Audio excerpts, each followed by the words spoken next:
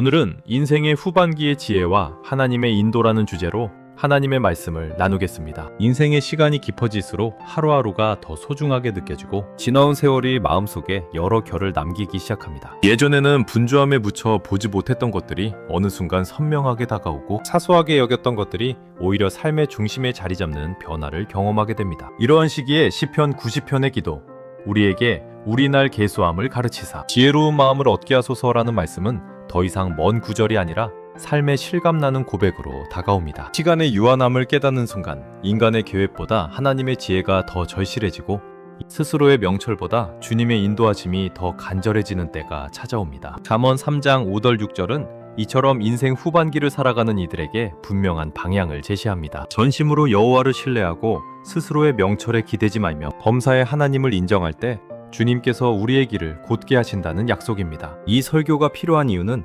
인생의 후반부가 단순히 나이를 더해가는 시간이 아니라 남은 생을 어떤 지혜와 어떤 방향으로 살아가야 하는지 다시 정립해야 하는 중요한 시기이기 때문입니다. 많은 분들이 지나온 시간은 가득하지만 앞으로의 걸음은 막연하게 느끼시는 때가 찾아옵니다. 어떤 분에게는 후반부가 불안의 시간으로, 또 어떤 분께는 후회가 쌓이는 기간으로, 혹은 의미를 잃고 정체되는 시간으로 흘러가기도 합니다. 그러나 성경은 이 후반부의 시간이 오히려 지혜로운 마음을 얻는 때라고 말씀합니다. 하나님을 인정하며 살아가는 사람에게는 주님께서 그 길을 곧게 하시는 은혜가 분명히 있다고 약속하십니다. 이 설교의 목적은 인생 후반기를 두려움의 시기가 아니라 지혜의 결실기로 바라보도록 돕는 데 있습니다. 또한 교회 공동체가 함께 남은 생의 걸음을 하나님께 맡기며 새롭게 믿음의 방향을 세우도록 이끌기 위함입니다. 오래 살아오면서 많은 경험을 쌓아오셨지만 그 경험이 자동으로 지혜가 되지는 않습니다. 지혜는 하나님께 배우는 것이며 인도하심은 하나님을 신뢰할 때에 주어지는 은혜이기 때문입니다. 이제 이 말씀을 통해 남은 시간을 새롭게 정의하고 앞으로의 길을 하나님께 맡기며 주님께서 열어가시는 삶의 방향 위에 굳건히 서는 시간이 되기를 소망합니다. 첫째, 인생 후반부는 정미의 시간이 아니라 정향의 시간입니다. 하나님께 방향을 다시 맞추어야 합니다. 인생의 후반부에 들어서면 자연스럽게 지나온 시간을 되돌아보게 되고 마음속에서는 정미라는 단어가 떠오르기 쉽습니다. 오래 쌓아온 관계를 정리하고 역할을 정리하고 해야 할 일들을 정돈하면서 삶을 마무리하는 과정이라고 생각하기도 합니다. 그러나 성경은 인생의 후반부를 단순한 정리의 시간이 아니라 방향을 새롭게 세우는 정향의 시간으로 보여줍니다. 시편 90편에서 우리 나를 계수함을 배우게 해달라는 기도는 시간을 단순히 세어보려는 목적이 아니라 시간의 방향을 다시 묻는 기도이며 남은 생을 어디에 두고 살아야 하는지 깊이 생각하게 합니다. 사람은 살아온 시간이 길어질수록 자연스럽게 익숙한 판단과 경험을 신뢰하게 되고 그동안 쌓아온 방식대로 앞으로의 삶을 이어가려는 경향을 갖습니다. 그러나 잠언 3장은 오히려 이 시기에 스스로의 명철을 의지하지 말라고 권하며 하나님을 인정하는 새로운 방향 전환이 필요하다고 강조합니다. 인생의 후반부에 필요한 지혜는 지나온 일들을 잘 정리하는 기술이 아니라 남은 시간을 어디로 향하게 할 것인지에 대한 분명한 결정입니다. 정향이라는 말은 마음의 방향을 다시 세우는 일을 의미합니다. 자신이 걸어온 방식이나 성취나 경험을 기준으로 삼기보다 하나님의 뜻과 마음에 맞추어 마음의 나침반을 조정하는 것입니다. 삶의 후반부는 무엇을 더 이루어야 하는가 보다 하나님께서 어떤 길로 이끌고 계시는지가 더 중요해지는 시기입니다. 또 이 시기는 지난 시간에 대한 후회나 아쉬움이나 미완의 과제가 마음에 남을 수 있지만 하나님께서 주시는 새로운 방향을 바라볼 때 남은 생은 얼마이든 그 자체로 의미를 다시 회복하게 됩니다. 후반부의 삶이 귀한 이유는 방향을 바로 맞추기만 하면 그 시간이 이전의 시간보다 더 깊고 온전한 열매를 맺을 수 있기 때문입니다. 하나님께 방향을 다시 맞추는 일은 단지 신앙적 태도의 조정이 아니라 마음의 중심을 다시 하나님께 드리는 행동이며 앞으로 걸어갈 삶의 질을 결정하는 중요한 기초가 됩니다. 이제는 쌓아 올린 것을 지키는 시간이 아니라 하나님이 향하라고 부르시는 방향으로 자신을 다시 배치하는 시간이 되어야 합니다. 인생의 후반부는 정리가 목적이 아니라 정향이 목적이며 하나님께 그 방향을 맡길 때 남은 여정은 새로워지고 이전보다 더 깊은 지혜와 평안을 누리는 시간이 됩니다. 둘째, 인생 후반부는 감속의 영성을 배우는 시간입니다. 속도를 줄이면 하나님의 손길이 보입니다. 인생의 전반부와 중반부는 종종 속도와 성취가 중심이 됩니다. 앞으로 나아가야 한다는 압박과 더 많은 것을 이루어야 한다는 기대가 사람의 마음을 밀어붙이며 하루하루를 바쁘게 살아가게 합니다. 그러나 후반부에 들어서면 이전과 같은 속도로 살기 어려워질 뿐 아니라 더 빠르게 살 필요가 없다는 사실을 깊이 깨닫게 됩니다. 이 시기는 단순히 체력의 변화 때문에 속도가 줄어드는 것이 아니라 하나님께서 의도적으로 감속의 시간을 선물하시어 새로운 시야를 열어가시는 시기입니다. 잠언 3장 5절에서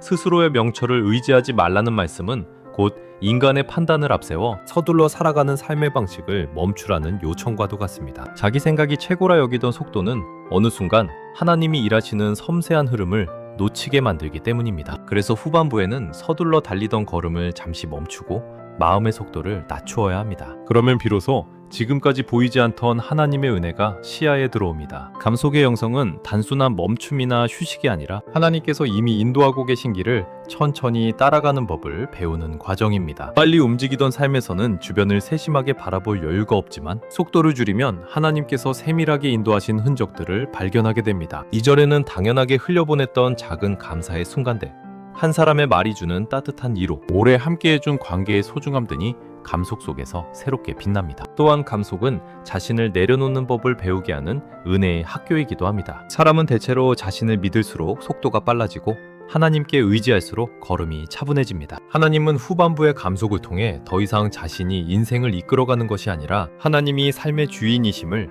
인정하도록 이끄십니다. 속도가 줄어들 때 마음에 불안이 찾아올 수도 있지만 오히려 이 느린 걸음 속에서 하나님은 가장 선명하게 길을 보여주십니다. 빠를 때는 보이지 않던 사인의 의미가 보이고 바쁘게 지나치던 시간들 속에서 들리지 않던 하나님의 작은 음성이 들리기 시작합니다. 감속은 손해가 아니라 회복이며 뒤처짐이 아니라 조율입니다. 하나님께서 먼저 가 계신 자리에 자신을 맞추는 과정이며 하나님의 페이스와 삶의 리듬을 맞추기 위해 필요한 신앙의 결단입니다. 그러므로 인생 후반부에 주어진 감속은 은혜로운 초대입니다. 이제는 앞서가려는 마음을 내려놓고 하나님께 발맞추어 걸어가는 지혜를 배우는 시기이며 더 이상 서두르지 않아도 충분한 삶으로 초대하시는 하나님의 배려입니다. 이렇게 속도를 낮추면 하나님의 손길은 더 또렷해지고 남은 생은 평안과 안정 속에서 깊은 의미를 발견하는 시간이 됩니다. 셋째, 인생의 성취보다 인생의 흔적을 남기는 사람이 되어야 합니다. 인생 후반부로 들어서면 자연스럽게 자신이 무엇을 이루었는지를 돌아보게 되지만 결국 시간이 흐를수록 사람의 마음을 울리는 것은 성취의 크기보다 어떤 흔적을 남겼는가 하는 질문입니다. 많은 이들이 전반부에는 성취를 목표로 달려오지만 후반부에 이르면 성취가 남긴 결과보다 성취를 향해 걸어가는 동안 어떤 마음으로 살았는지가 더 중요하게 느껴집니다. 성취는 눈에 보이는 결과이지만 흔적은 마음에 새겨지는 고백이며 하나님 앞에서 드러나는 삶의 향기입니다. 잠언 3장의 말씀처럼 하나님을 신뢰하며 살아온 사람의 삶에는 시간이 흐를수록 조용하지만 깊은 흔적이 남습니다. 그 흔적은 화려하지 않을 수 있지만 방향이 분명하기 때문에 누군가에게는 위로가 되고 누군가에게는 본이 되며 공동체에는 오래도록 남는 힘이 됩니다. 그래서 인생의 후반부는 무엇을 더 이루어야 하는가를 고민하는 시간보다 어떤 흔적을 남길 것인가를 고민해야 하는 시간입니다. 성취는 때로 시간이 지나면 평가가 달라질 수 있지만 흔적은 시간이 흐를수록 더 깊어지고 더 귀해집니다. 흔적을 남기는 삶은 거창한 일을 해야만 가능한 것이 아니라 내 곁의 사람을 어떻게 대했는지,